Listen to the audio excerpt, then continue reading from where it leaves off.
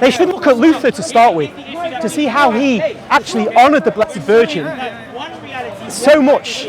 They seem to have marginalised Luther because the Lutheran Church is quite small, but the offshoots of Calvinism are many, like heads of a hydra.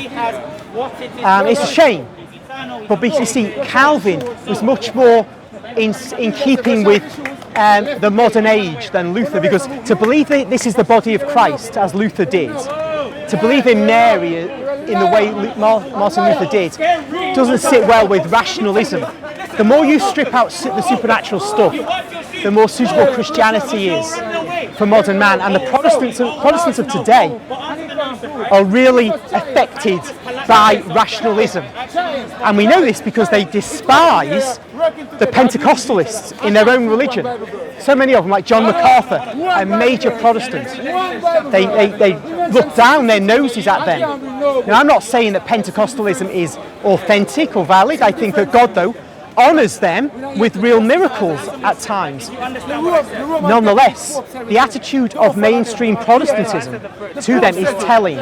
They're deeply infected by rationalism. In fact, the Protestants would say, oh, the Catholics and their claims for miracles, which will be a very big threat to Protestant claims. Oh, that's just nonsense, that's stories.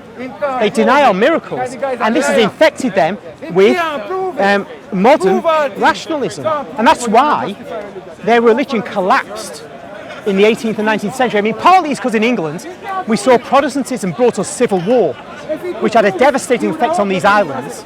So what are you going to do? You're going to say, oh yeah, Protestantism is great after that. And then, of course, you get in the 18th century a rejection of religion for all the death it brings.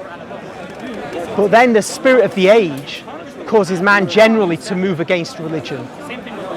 And the Protestants, they bring us via men like Wellhausen, the Germans particularly, the higher critics.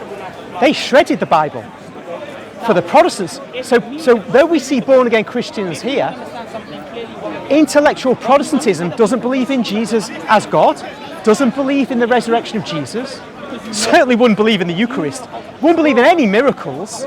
You know, back in 1984, the Anglicans consecrated as Bishop of Durham a man called Dr. David Jenkins, one of the foremost intellectual Anglicans in Britain. They consecrated him as Bishop of Durham, though he had said God wouldn't perform a conjuring trick with bones. That's his phrase.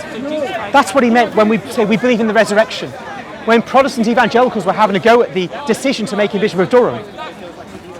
So they made him Bishop of Durham, and God, I believe, struck with lightning York Minster, in which he was consecrated within 3 nights of that event, burnt a good chunk of it to the ground. It was a major thing. And Robert Runcie, the Archbishop of Canterbury, at that day would say, oh no, we don't speak, this wouldn't be God. We don't speak of God sending lightning bolts. Like, typical, not Anglican necessarily, the whole of mainstream intellectual Protestantism is like this. Oh no, God doesn't send lightning bolts. Foolish boy to suggest that.